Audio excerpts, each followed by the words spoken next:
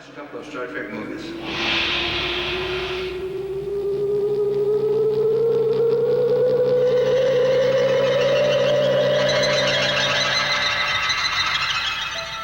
You were the ones who said it first. Star Trek lives, and live it does. For over 2 decades it has.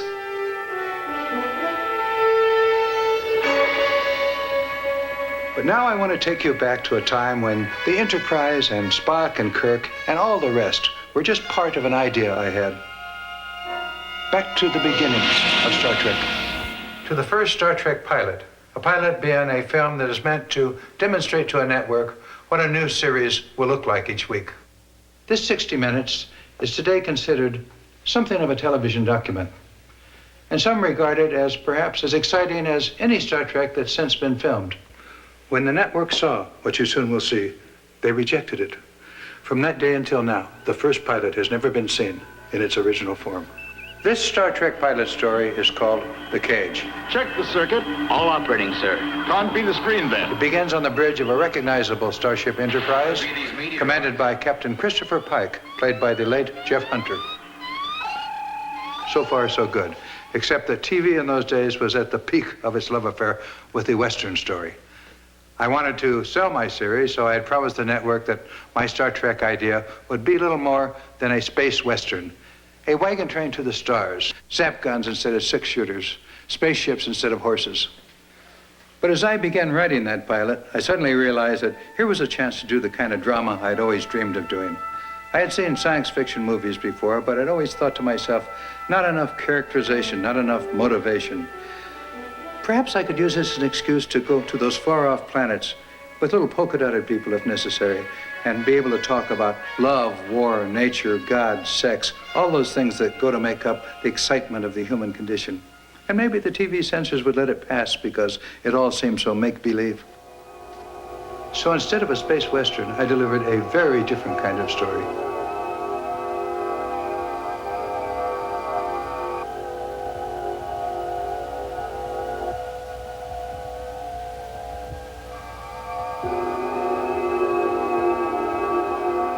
One which dealt with the strange dangers of illusion, the enormous power of imagination, with whole worlds that can come from inside people's heads.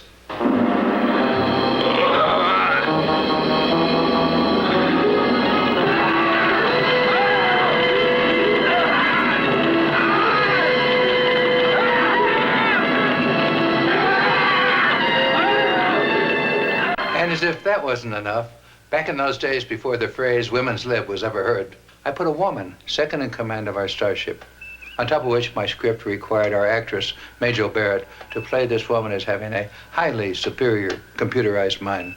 She does a good job, all right. It's just that I can't get used to having a woman on the bridge. You might have thought the ladies in our test audience would have appreciated that. Instead, their comments were, who does she think she is? No offense, Lieutenant. You're different, of course. And I had written in another character who wasn't even human. An alien who looked like Satan himself, complete with pointy ears. Was that all? No, I was uncooperative in other ways, too. For example, no one aboard the USS Enterprise smoked. And tobacco advertising was key to network profits in those days. Also, I had refused to cast our crew sensibly, which meant all whites. And when the network finally saw the pilot, some of their executives were outraged. And I can't say I really blame them. For the considerable money they had put up, they certainly did not get a Western space opera. In fact, nothing even faintly like it. But this part of the story isn't as simple as good guys versus bad guys either. The network's very top program executive was impressed by the fact that this film made him feel as if he'd actually been flying in a spaceship. Doing something almost never done before, the network ordered a second pilot. And this one had better be familiar action-adventure, or else.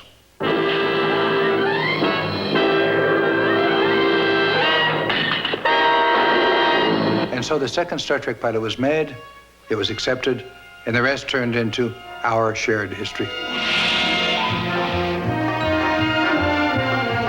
Well, it social fashions change, economics never do. By the time we got into the series, a money crunch was on, and we folded our pilot into another story, which you know as The Menagerie, the two-part movie. That's how Captain Kirk met Christopher Pike and learned of his tragic fate. In the film that follows, parts are in color, parts are in black and white. The color footage was used in The Menagerie. The parts that are black and white are all that is left from the first pilot.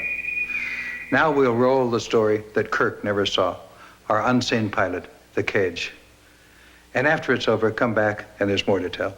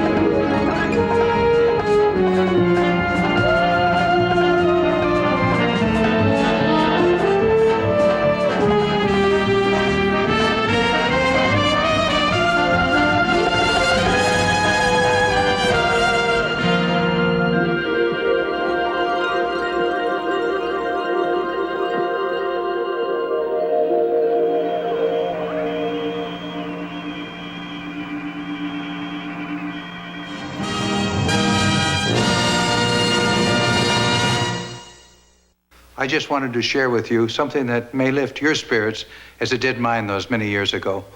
All that nonsense about the dangers of mixed races living together on a spaceship or anywhere, and how some parts of our country were certain to refuse to televise Star Trek because we showed such things.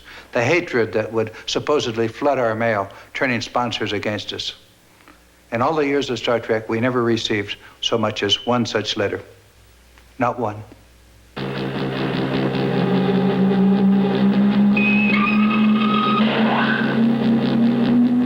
Humans are capable of so much more than we yet understand. We're really something. Star Trek fans believe that.